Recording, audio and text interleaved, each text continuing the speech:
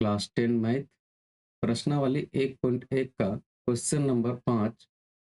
जांच कीजिए क्या किसी प्राकृत संख्या n के लिए संख्या 6n अंक 0 पर समाप्त हो सकती है। 6n का गुणनखंड करेंगे तो 2 गुना 3n। अब यहाँ पर जब कोई प्राकृत संख्या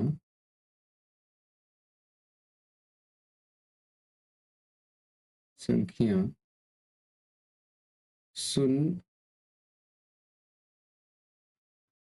पर समाप्त होती है तो उसके अभाज्य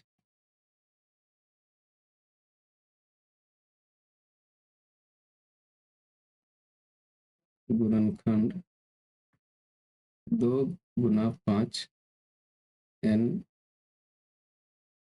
2 गुना 5n के रूप का होता है। इसलिए अतः 6n 0 पर समाप्त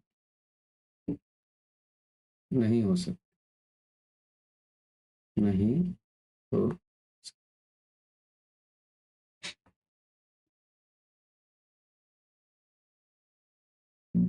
किसी भी संख्या को 0 पर समाप्त होने के लिए उसके अभाज्य गुणनखंड में 2 गुना 5 होना चाहिए, लेकिन यहाँ 2 गुना 3 है, इसके अभाज्य गुणनखंड में 2 गुना 5 नहीं है, इसलिए 0 पर समाप्त नहीं होगा।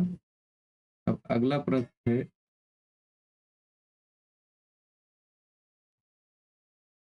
Question number 6।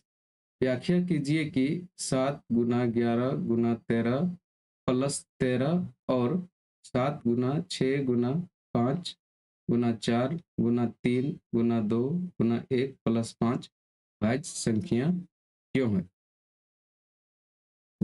हल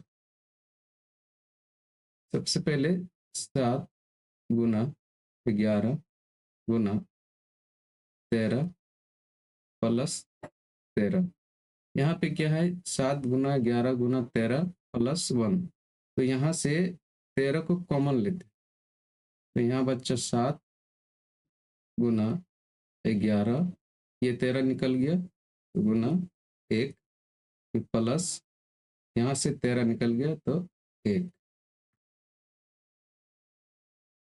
फिर आगे 13, 7 को 11 से गुना करें तो 11 गुना 7 77, गुना 1 है तो 1 प्लस 1।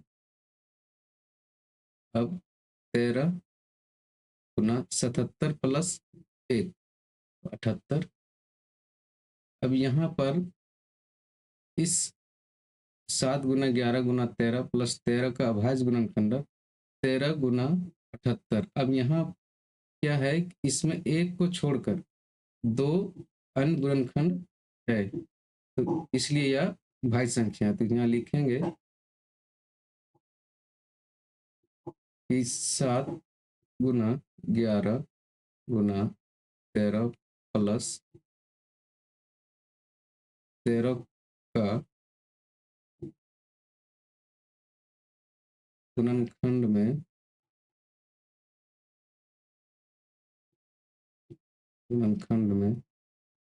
एक को छोड़कर अन्य 2 गुणनखंड है, इसलिए यह भाज्य संख्या, इसलिए यह भाज्य संख्या।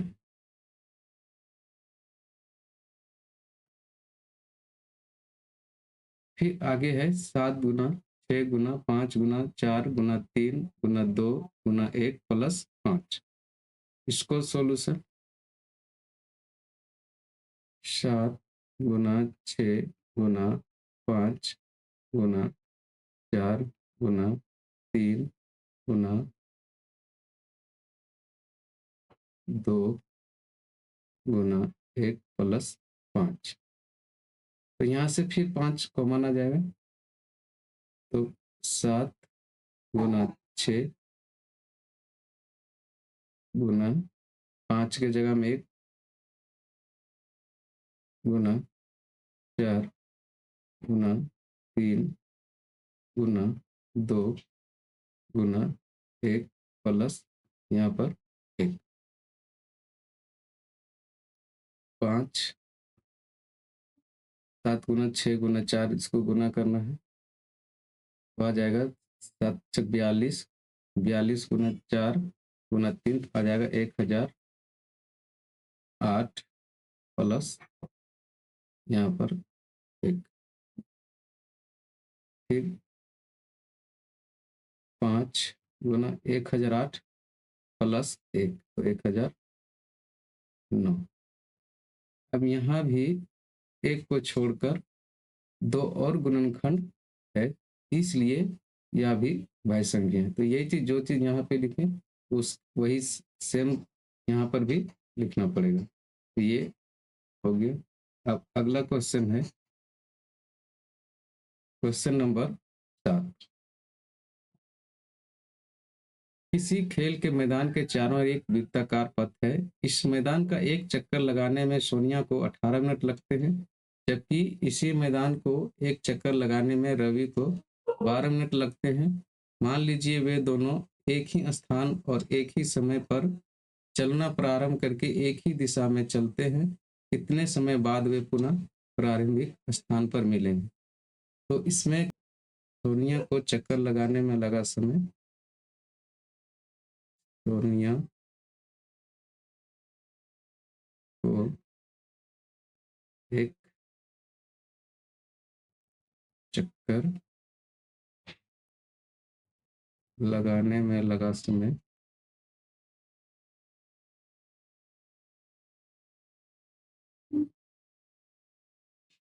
बराबर कितना है? 18 मिनट।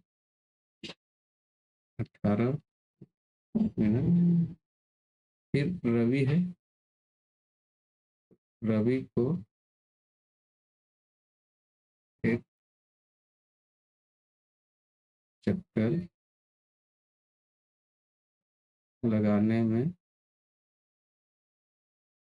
लगा समय इक्वल टू 12 मिनट।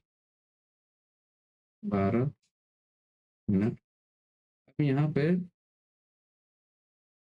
दोनों का आवाज गुणनखंड करना पड़ेगा, तो 18 का 2 से 9, फिर 3 से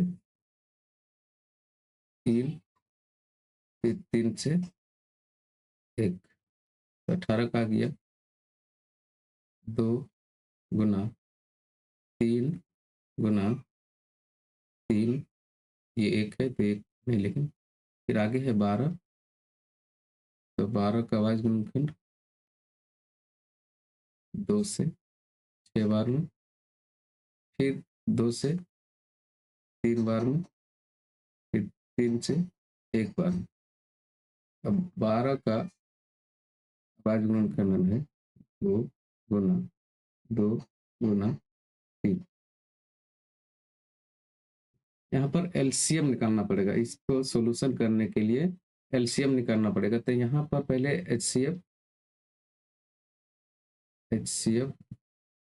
इक्वल टू, यहाँ पे कॉमन क्या है? 2 और ये 2, फिर ये 3 और ये 3, तो एचसीएफ हो गया 2 गुना 3 इक्वल टू 6। अब एलसीएम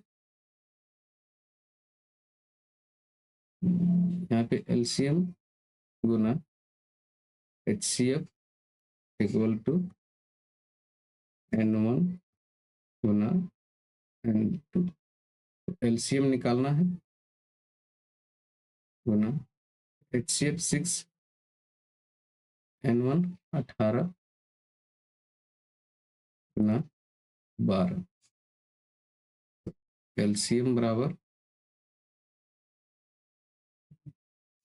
एलसीएम इक्वल टू 18 गुना 12 भागा ये 6, तो 6 से ये 12 कट गया 2 बार में, यहाँ पे 18 गुना 2 आने के 36 मिनट।